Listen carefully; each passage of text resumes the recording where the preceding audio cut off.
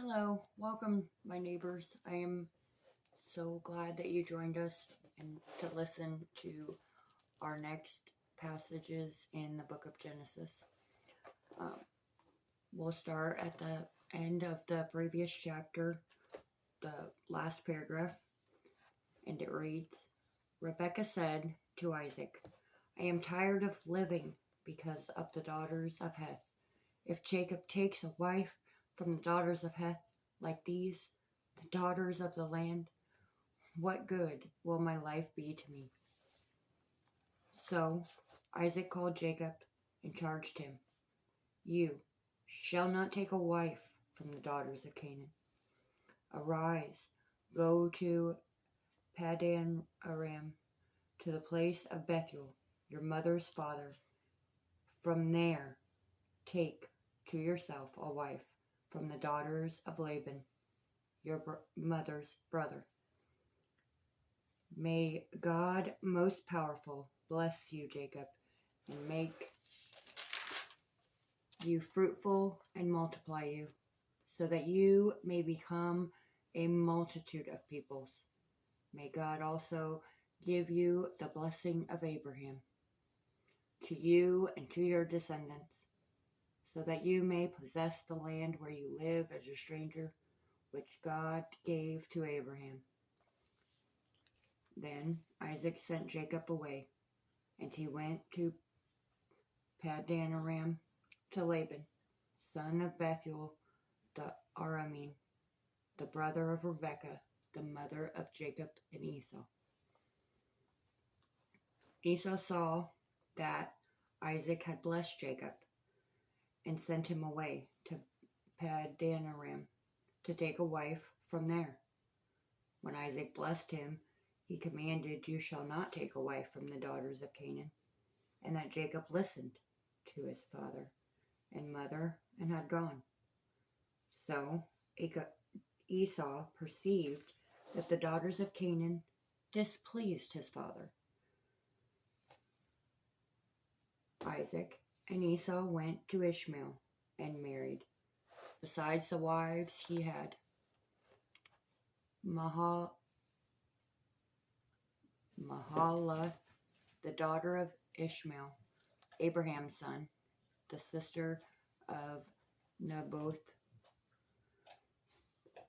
Jacob departed from Beersheba and went toward Haran. Jacob happened upon a particular place and spent the night there, because the sun had set. He took one of the stones of the place and used it as a support for his head, and laid down. And when Jacob had a dream, behold, a ladder was set up on the earth, with the top reaching to heaven, and the angels, or representatives of God, were going up and going down on it. Then, behold, the Lord was standing above the ladder and said, I am the Lord, the God of your father Abraham, and the God of Isaac. The land on which you, Jacob, lie, I, God, will give to you and to your descendants. Your descendants will be like the dust of the earth, and will spread out to the west, and to the east, and to the north, and to the south. In you, Jacob, and in your descendants shall all the families of the earth be blessed. Behold, I, God, am with you, and will keep you, or protect you, wherever you go, and will bring you back to this land. For I, God, will not leave you until I have done what I have promised. Then Jacob awoke from sleep and said, The Lord is in this place, and I did not know it. And Jacob was awed and said, How awesome is this place! This is none other than the house of God, and this is the gate of heaven.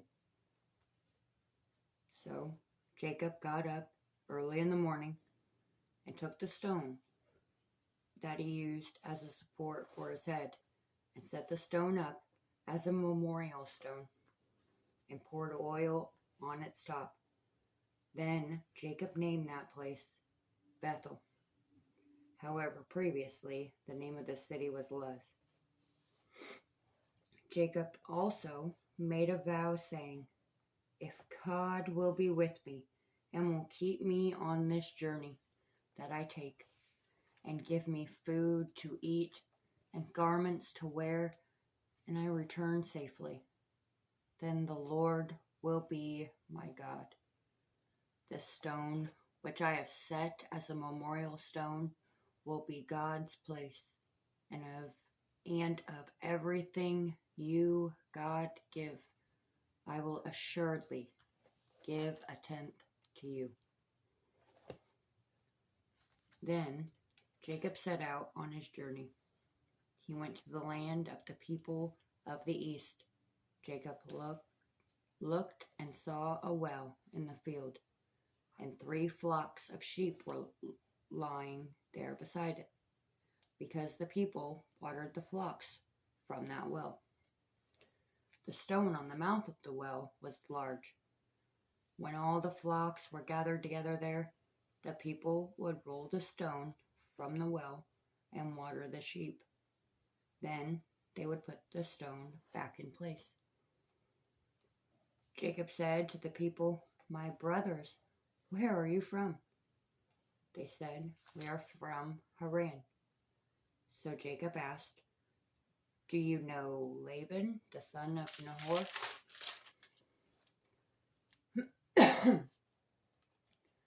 Then they said, "We do." So Jacob asked, Is it well with him? Is it well? And it is well, and here is his daughter Rachel coming with his sheep," said the people. Then Jacob said, "Look, it is still high day. Is it not? It is not time for the livestock to be gathered. Water the sheep and go pasture them." But the people said, "We cannot until the flocks are gathered and they roll the stone away. Then we water the sheep." While Jacob was still talking with the people, Rachel came with her father's sheep, for she was a shepherdess.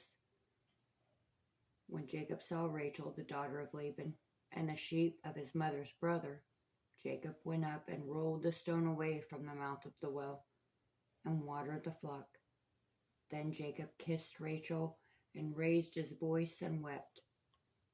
Jacob told Rachel that he was a relative of her father and that he was Rebekah's son. Rachel ran and told her father. When Laban heard the news about Jacob, his sister's son, he ran to meet Jacob. Laban embraced him and kissed him and brought Jacob to his house. Then Jacob told Laban all these things. Laban said to Jacob, "You indeed are my bone and my flesh," or family. And Jacob stayed with Laban a month. Then Laban said to Jacob after the month, "Since you are my relative, should you therefore labor for nothing? Tell me, what shall be your wages?" Now Laban had 2 daughters. The older was Leah, and the younger was Rachel. Leah's eyes were weak or delicate, but Rachel was beautiful in appearance and figure. Jacob loved Rachel, so he answered, "I will serve you 7 years for your younger daughter Rachel." Laban said, "It is better that I entrust her to you than to give her to another man. Stay with me." So Jacob served 7 years for Rachel, and the years seemed like a few days because of his love for Rachel. Then Jacob said to Laban, "Give my wife for my time is complete, that I may have relations with her. Laban gathered all the people and held a feast. In the evening, Laban took his daughter Leah and brought her to him, and they had relations. Laban also gave his maidservant Zilpah to his daughter Leah. So it came about in the morning, behold, it was Leah. Jacob said to Laban, "What is this you have done to me? Was it not for Rachel I served you? Why have you deceived me?"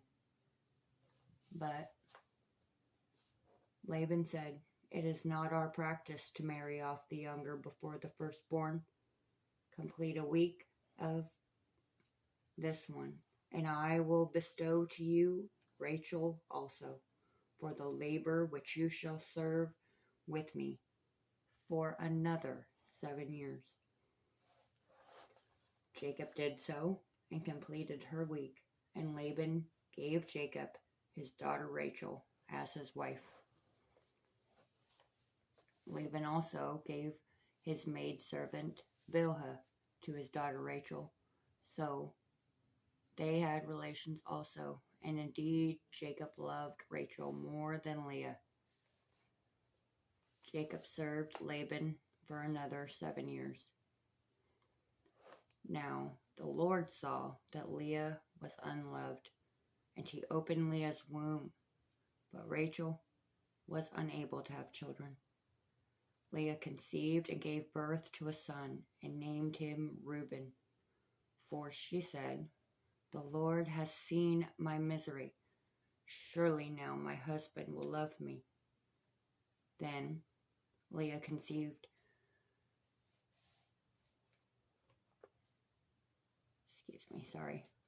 conceived again and gave birth to a son, and said, "The Lord has heard that I am unloved. God has therefore given me this one also."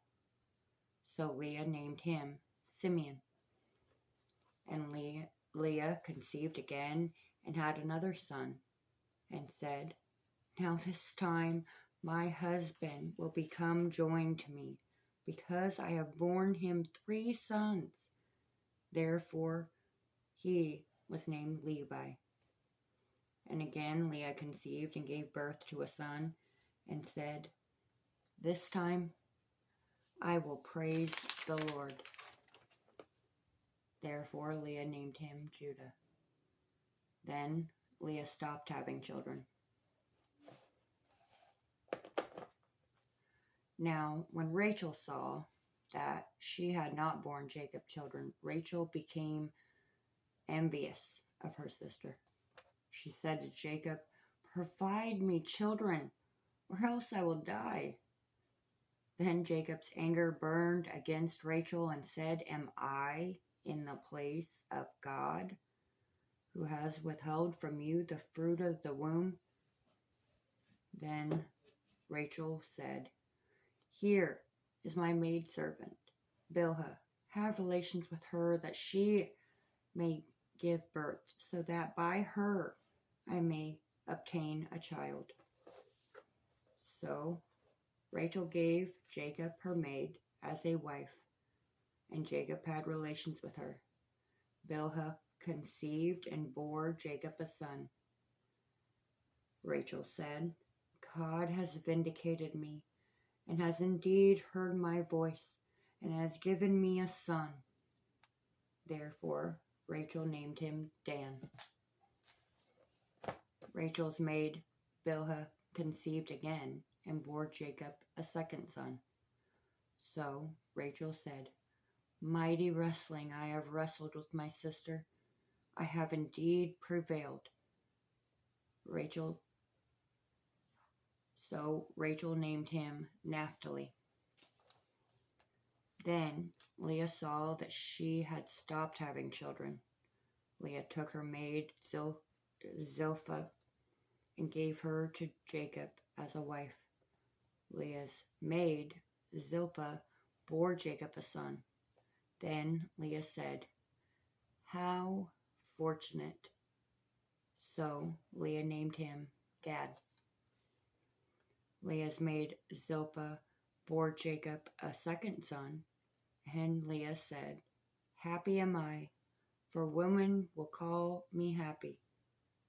So Leah named him Asher. In the days of the wheat harvest, Reuben went and found mandrake fruits in the field and brought them to his mother. Rachel asked Leah, "Please, give me some of your son's mandrakes." But Leah said, "It is a small matter for you to take my husband. Would you take my son's mandrakes also?" So Rachel said, "Jacob may sleep with you tonight in return for your son's mandrakes." When Jacob came in from the field, Leah went out to meet him and said, "You must be with me, for I have hired you with my son mandrakes." So Jacob slept with Leah that night. God listened, and she conceived and bore Jacob a fifth son. Leah said, "God has given me my reward, because I gave my maid to my husband." So Leah named him Issachar. Leah conceived again and bore Jacob a sixth son. Then Leah said, "God has endowed me with a good gift. Finally, my husband will acknowledge or exalt me, because I have borne him 6 sons." So Leah named him Zebulun. Afterward, Leah gave birth to a daughter and named her Dinah. Then God remembered or called to mind Rachel. God heard her and opened Rachel's womb. So Rachel conceived and gave birth to a son and said, "God has taken away my reproach." Rachel named him Joseph, saying, "May the Lord give me another son." Now it came about, when Rachel gave birth to Joseph, that Jacob said to Laban, "Send me away, so I may go to my own place and to my own country. Give my wives and my children, for whom I have served you, and let me go. For you yourself know my labor which I have rendered you." But Laban said, If it pleases you at all, I have determined by divination, or to observe by signs or omens, that the Lord has blessed me on your account. Name me your wages, and I will give them." Jacob said, "You yourself know how I have served you, and how your livestock have fared with me, for you had little before I came. The livestock has increased to a multitude, and the Lord has blessed you wherever I turn. But now, when shall I provide for my own household also?" So Laban said, "What shall I give you?" Jacob said, "You shall not give me anything, if you will do this thing for me. I will again pasture and keep your flock. Let me pass through your entire flock today. Remove every speckled or spotted sheep, and every black sheep among the lambs, the speckled or spotted among the goats, and those shall be my wages. And my honesty will answer for me later, when you come concerning my wages.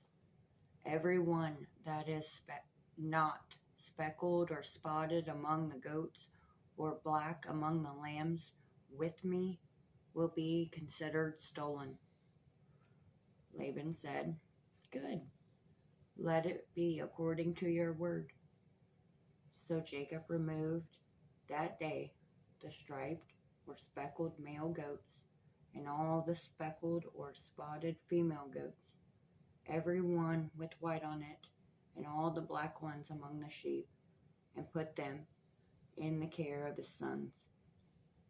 And Jacob put a 3-day journey between, and Jacob fed the rest of Laban's flocks. Then Jacob took fresh rods of poplar, almond, and plane trees and peeled white strips in them, exposing the white in the rods. Jacob set the rods in front of the flocks in the drinking troughs, in the water channels where the flocks came to drink. They mated when they came to drink, and the flocks delivered, striped, speckled, and spotted. Then Jacob separated the lambs and made the flocks face toward the striped, and all the black in the flocks of Laban. Jacob put his own herds apart and did not put them with Laban's. Moreover, whenever the stronger of the flock were mating, Jacob would place the rods in the side of the flock in the troughs, so that they would mate by the rods. But when the flock was sickly or feeble, Jacob did not. So the feebler were Laban's, and the stronger were Jacob's. So the man Jacob became exceedingly prosperous and had large flocks, and female and male servants, and camels and donkeys.